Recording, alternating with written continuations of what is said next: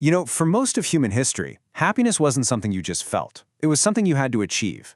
Today, we're diving into that search for happiness. A journey that's taken us from the philosophical halls of ancient Greece to the therapist's couch and now right into the modern science lab.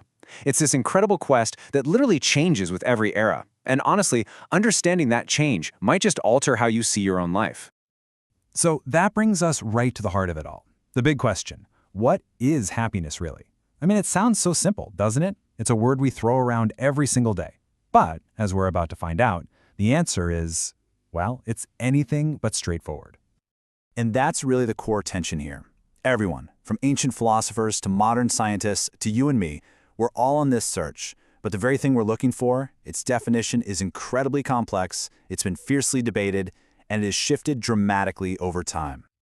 Okay, so our first stop is going to take us way back to ancient Greece to meet one of the first thinkers who really tried to systematically figure this whole thing out, Aristotle. For him, happiness wasn't just some fleeting emotion or being in a good mood. No. It was the entire point of being human. This quote, this gets right to the very core of Aristotle's huge idea. What he's saying is that happiness is the one thing we chase just for its own sake. I mean, think about it. You might want a better job or more money, right?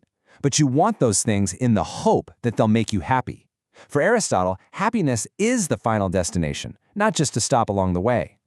So for Aristotle, happiness, or what he called the supreme good, it wasn't about having a good day. It was more like building a masterpiece over your entire lifetime, using virtue and reason as your tools.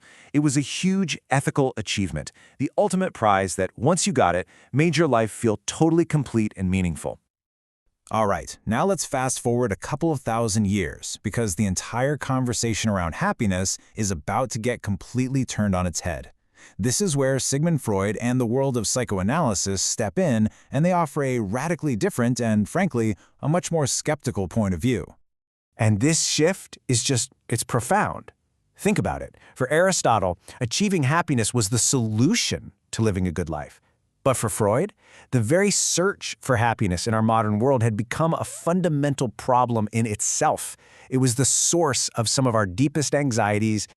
Yeah, Freud saw our hunt for happiness not as some clear, virtuous path, but as this tangled, messy, and often frustrating internal battle. He believed it was this contradictory experience, a constant churn of pleasure and pain, and that this internal conflict was just an inescapable part of being a modern person. So, we've had the philosopher's grand ultimate goal, and we've had the psychoanalyst's deep central problem, but what does modern science have to say about all this? Well, that brings us to our third perspective, positive psychology. This is an approach that tries to pull happiness out of the world of abstract debate and bring it into the world of empirical study. The goal here was really to reframe the entire conversation. So instead of just debating what happiness should be, positive psychology started asking, what does it actually look like in people's lives? It shifts the focus to things you can actually measure, like well-being, resilience, and optimism, trying to figure out what we can learn and actually cultivate through scientific research. Okay, so we have three really different takes, right? The philosopher's ultimate goal, the psychoanalyst's central problem, and the scientist's measurable state of well-being. So what happens when we try to bring them all together? You see, by holding these different views at the same time, we can start to connect all these diverse fields of thought and really appreciate how this one powerful idea has evolved. And this richer perspective, it doesn't just give us a history lesson. It actually invites a much deeper kind of self-reflection on what happiness and a good life really mean to each of us. So, at the end of the day, the takeaway isn't about picking a winner. It's not a debate between Aristotle, Freud, and modern science. The real power is in using all these diverse frameworks to build a more robust, more nuanced, and a more personally authentic understanding of happiness for yourself. So, as we wrap this up, the question really turns back to you. After exploring all of this, do you see happiness as an ultimate goal you need to achieve, a constant struggle you have to manage, or a state of well-being you can measure and cultivate? How are these powerful perspectives going to shape your view of what makes a good life?